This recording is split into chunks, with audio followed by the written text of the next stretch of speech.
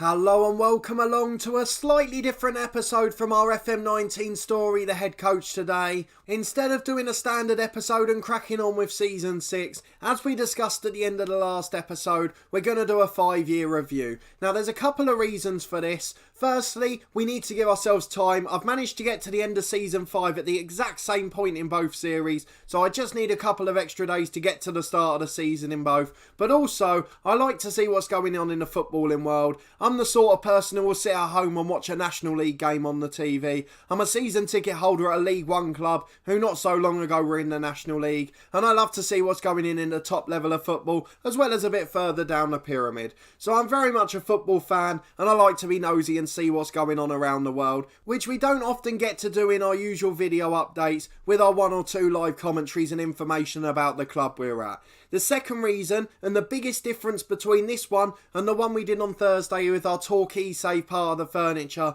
is we're going to be having a look back at all the clubs we've managed. We're going to have a look at the star players from there, see how the club have progressed with and without us, and then obviously, as we've mentioned, we'll have a little nose around other places too.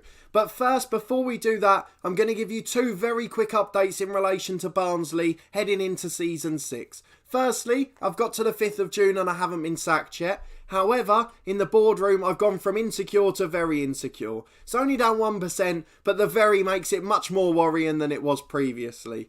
The only disappointment with that is in the transfer clauses. We just sold 2 clauses for nearly £10 million. So we had Mason Holgate, a player who went to Everton from there a few years ago in real life. He's the player that we got £4 million for as a 15% profit. He's worth £25 million now at Everton, but he didn't look like going anytime soon. And then this kid, Kenneth Evian, he was worth 600 grand at Newcastle. He's a good young player, an 18-year-old, probably one of the ones they let go. Would have solved a lot of our problems if he was still here. But we got 5.2 million for a 20% sell-on clause. That suggests that he's going to be worth 25 million in the future, which he'll do very well if he's worth that. But they're 2 little updates. I can't guarantee whether I'll still be here at the start of next season. The Luton job became available 2 days ago, so I've very much got a backup in mind if I get sacked soon. The real disappointment would be if the Barnsley board just wait until the Luton job's gone and then sack me after that. But fingers crossed that won't happen. I want to start next season either here at Barnsley with a rejuvenated squad. Those 2 sales meant Dougie Freedman's got £10 million to splash, so he could produce a really good side for us. Alternatively, I could be in my beloved Luton Town in League One, trying to push them back up to the Championship after finishing bottom in this league this year. But on to the reason we're here. If you don't want any spoilers for the story so far, then go back and catch up before you watch this. But I've given you long enough. I'm going to go and have a look now. Let's go to our profile. We want to catch up with all the clubs we've managed so far. So our job history is the most important page. Who remembers the very start? That tragic old start we had at Hemel Hempstead. We mentioned at the start of our 5-year review in Part of the Furniture, if you are one of the people following both series, that Darren Ward was one of our favourite personnel in that one. He'd been a coach at Torquay, appointed by a director of football, and had gone on to manage Slough, another one of the clubs that features in this series. But at Hemel Hempstead in this alternate universe, it was a very different story for me and Darren Ward, who was absolutely awful and caused a dressing room revolt that led to me being sacked just 3 months into my first job. So if we go and have a look at them now, they finished second in the Vanarama National League South this season. Did they get promoted or not? That's the key question. Not even in the final. So 5 years down the line, they're no better off. They're in the same league. And if we'd have been allowed to stay and develop the club, there's no way they'd be in that tier now. So I'm quite happy to see that. They're the one club I really developed a resentment for, as the board was so unrealistic and the players, largely former Watford ones, were absolutely horrible to me. Maybe they saw that my favourite club was Luton and thought they could just catch me out. It's a shame because they are one of the most local clubs to my home. In real life, I think they're quite a good side. I've been to watch them once or twice, quite a few years back, but they were a decent side. They've got a few former Luton players there and have in the past, whether it be in the playing side of things or in the coaching staff. Former manager Dean Brennan, who went off to Billericay for the money, he was a former Luton player, and there were a few others beforehand as well. Ed Asaf, who had JB in one of the keys. But let's just have a look at their club history to see how they've got on since. We were there that first season, 18-19. They actually got flying up the league afterwards. They finished in 7th place despite us being 18th when we got sacked. Although to be fair, it was early October, the squad was still gelling. The following season they dropped to 9th before finishing 8th again. Then last season all the way down to 16th, but they bounced back this time, getting into the playoffs for the first time since that first season. So they're doing okay. They've got a key player, James McAllister. He's not very good, but at 19, he's plenty of talent for them. And he's also on loan, so he's not on their books. They're not going to make anything from him. Their best youth prospect is a keeper. Also, he's not very good. As we go along with these clubs, we will look generally at the overall best 11 for the seasons we managed, but as it was with this club, we were sacked after 2 months and we haven't really got a season to be judged on. So let's go back to the last one, Dungannon Swifts. That was our second move. The first season went really well. We came in when they were in the playoff relegation place, 11th in the league. We got them to safety in 9th, had a golden generation in our youth intake and were really excited moving forward. It didn't start brilliantly in the second season, but we were giving youth a chance and we were doing our job, which was to stay up. Again, we had a slightly unrealistic board. They wanted us to give youth a chance and finish higher up the table. It wasn't something that was possible and we left them in 10th place on Boxing Day. They're 6th at the moment after this season. I'd imagine they do quite well, largely because they've had players come through who should now be around the age of 20. You can see they won the European playoff final, so they'll be in the first qualifying round of the Europa League next year.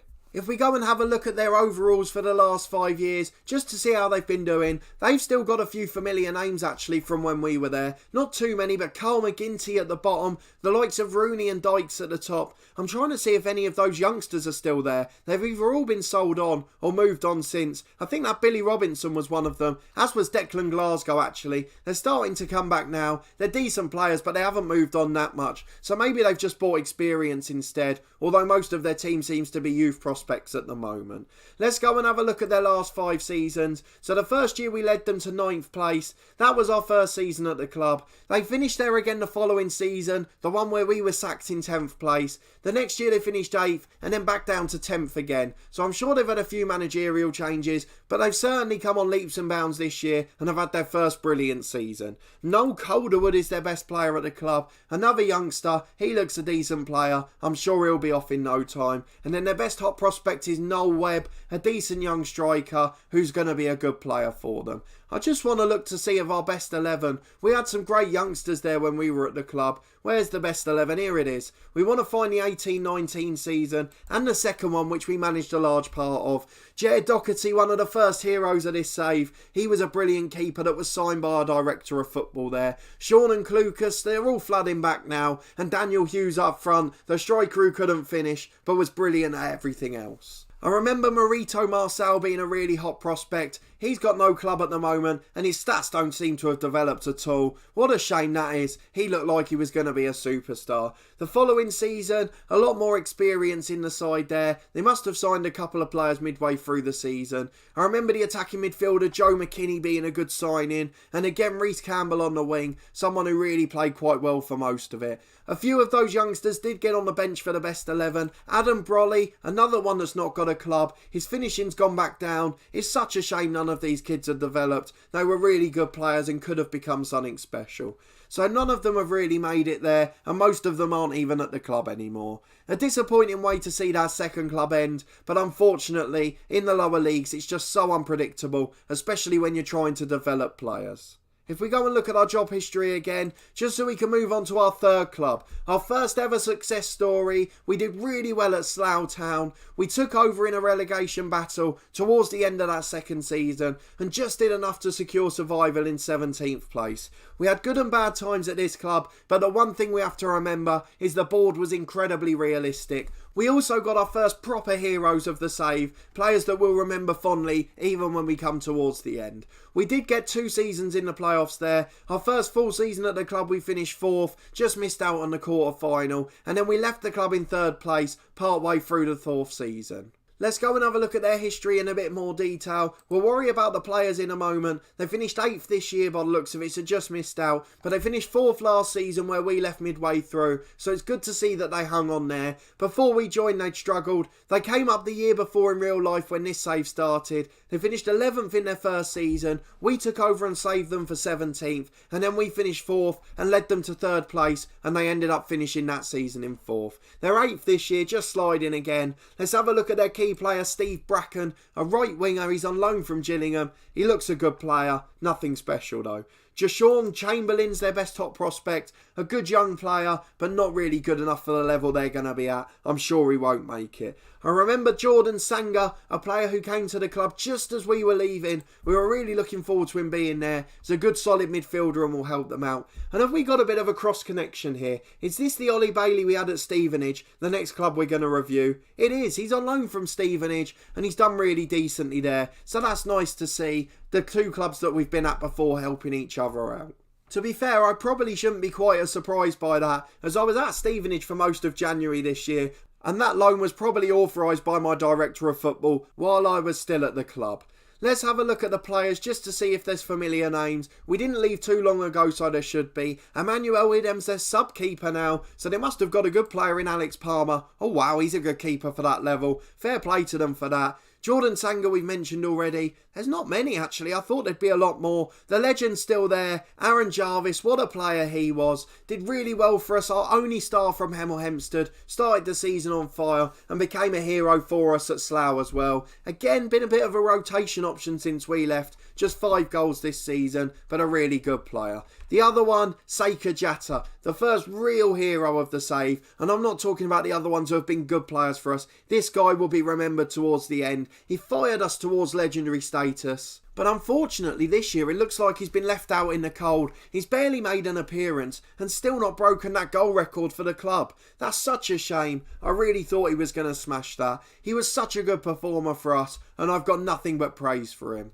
The next one along was Armani Daly. He was a player we really enjoyed managing, a good solid pro on the right, and then Caden Williams-Lowe and Kwame Asigwe were both there when we were here too. So a lot of familiar names there. It's a shame to see that not many of them are still in the first team. No wonder they finished lower in the division. And finally, before we went to Barnsley, we had our little spell at Stevenage, as we mentioned. A really big success story for us there. We took over midway through the season in 22nd place in the league, fighting against relegation. We somehow managed to sneak 7th place in the playoffs in the final couple of games of the season, and then even more remarkably, we managed to win the playoffs and go into League One. And then even more astonishingly than both of those feats, we left them in 5th place in League One to go and join Barnsley. We couldn't reject it. It was a 6 or 7 time increase on our wage, and we had absolutely no choice, as per the rules of this series, where we have to make realistic moves. But let's go and have a look. We only left 6 months ago, so most of them should still be there, and on long-term contracts as well. They put James Ferry on the transfer list,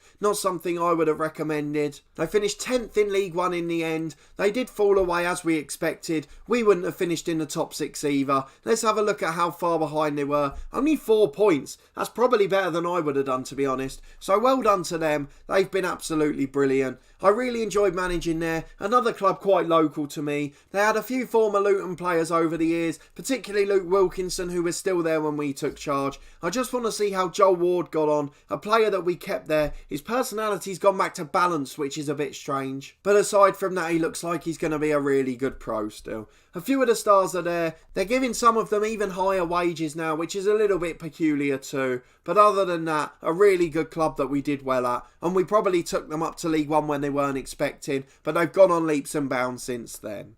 As with Slough, because so many of the pros are still there at the club, we're not going to look at the overall best 11s, as most of the people we wanted to see are there right in front of us. And that just leaves us with our current club, Barnsley. We joined in 23rd place. I found out what happened with the expectations. We said in the interview we wanted to stay clear of a relegation battle. The job offer came back with a compromise. We need to finish in mid-table. And I didn't read it at all. And I accepted the job. So partly my fault, but very unrealistic from the board. I honestly believe we could do well next year and finish in the top half. But we just need to be given the opportunity to stay and build the side along with Dougie Freedman.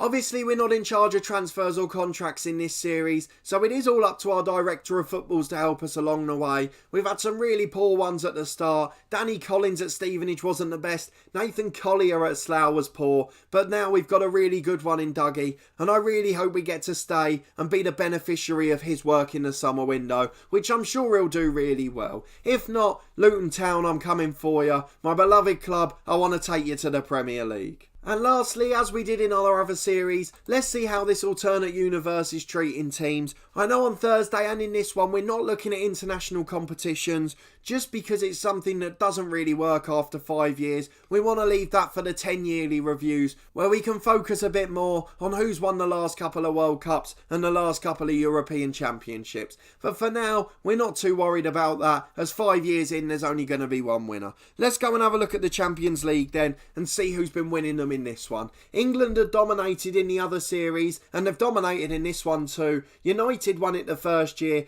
2 for Liverpool, Tottenham Hotspur won it in 22, and then this year it was PSG beating Manchester City in the final. So that means there's definitely been an English side in every final, and 4 of the 5 have been won by the British side. Unfortunately, Neymar, significantly overrated in this game, always becomes the best player in the world, which he showed no sign of doing in real life, and as a result, he's been able to lead them to glory this year. Back to the Europa League, let's see if England's done well here. Oh, this is a bit of a contrast. Celtic won it in the first year. The squad that the Scottish sides have at the start, that's a remarkable achievement. If Brendan Rodgers was in charge then, he deserves a job for life there.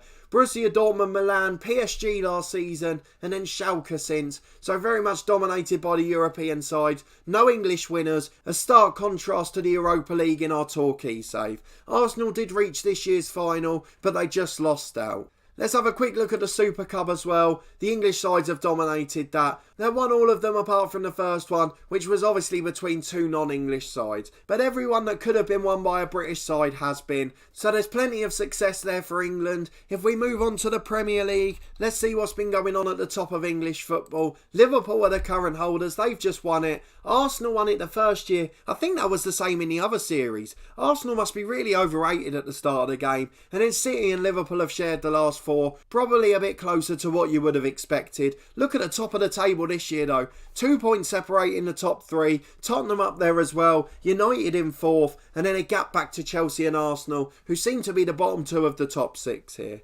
Down to the Championship. Let's see, we're in that league this year obviously, won by no surprising names. Stoke, Watford, West Brom, 3 of them are relegated Premier League clubs, and then just West Brom and Stoke, who are 2 of the bigger sides in the division. Like with the Premier League one, we'll just have a look at the table and see if there are any surprise names. I don't think there are in this one, to be honest. It's pretty much as you'd expect. We didn't quite do that with the Premier League, so let's go back and have a look at that one. Bristol City surviving the Premier League this year. They're going to be there next season as well. No other surprises aside from that. We've done the Championship then, so let's skip down to League One. Rotherham won the playoffs this year. Pompey and Bolton go up. Ipswich have won it twice in the last 5 years. Sunderland won the first season. And then Rotherham bounced back before, as they have this year. Pompey have won it this time, and they'll be back in the Championship with us next year. Unless we get sacked, of course. I wouldn't say there are any other real surprise names in there, nor amongst the sides getting relegated. I guess Burton had just been relegated to League One in real life at this time when we started the series, so a little bit of a surprise, but they're not the biggest club, so you can't be too shocked. Moving on to League 2, let's see who's been winning that division. Northampton, Exeter, Colchester, Notts County and Fleetwood. I wouldn't consider any of those names shocking. However, Aldershot have just won the League 2 playoff final. They're going into League 1 next year. Boston United, who started in the National League North, they finished 6th and were in the League 2 playoffs as well. So a few surprise teams making it up there. AFC Wimbledon dropped back out of the Football League, as do Morecambe. But there's a few surprises at the top of that division, something we didn't really see in our other series.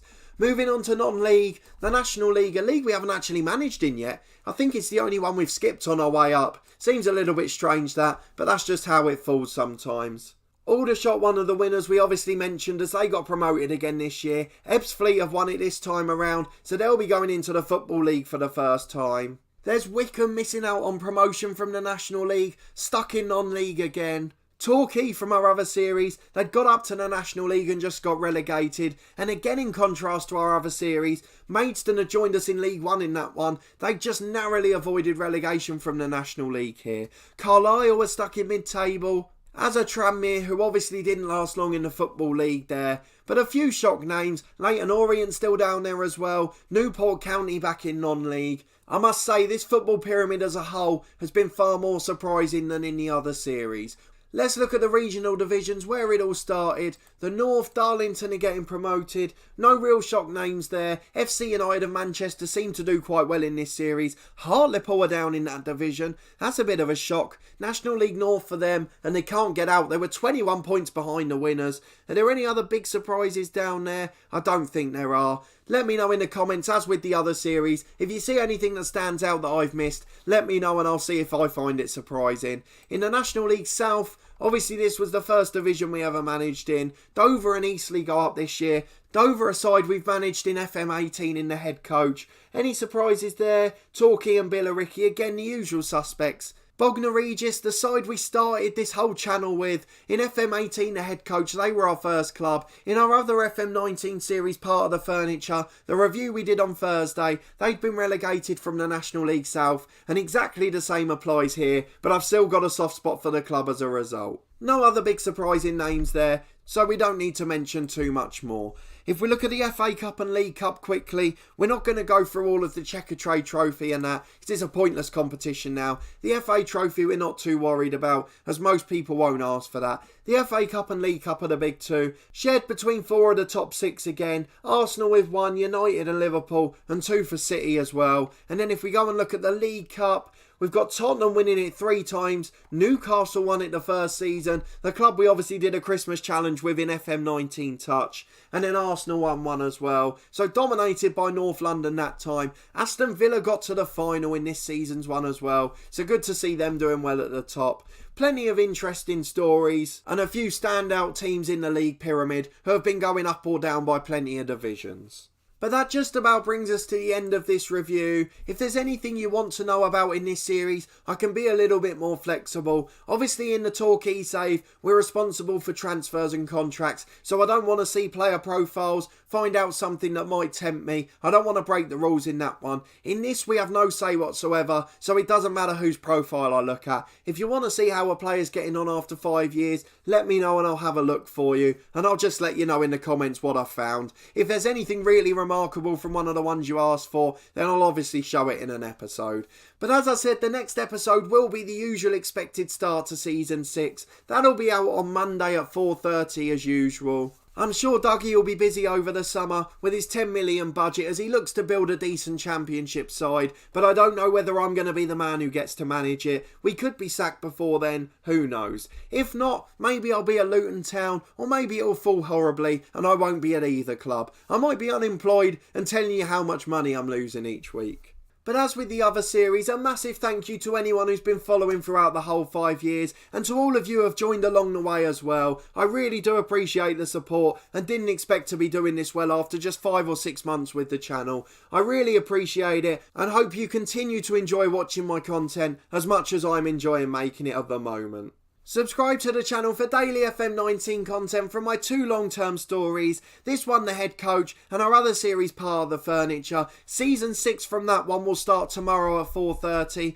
and then the new season from this series will start on Monday at 4:30, obviously with the added uncertainty of having no idea which club we'll be managing. There's also weekly content from my FIFA 19 lower league career with Crew Alexandra, and we also yesterday had the final episode from our Newcastle series, the Toon Saviour Challenge we started over Christmas. We carried on for 1 more year and we finished it yesterday with our final game at the club and a review of the series. But a massive thanks for watching this one as always and continuing to follow the channel, and I'll see you next time for the start of season 6 at one club or another.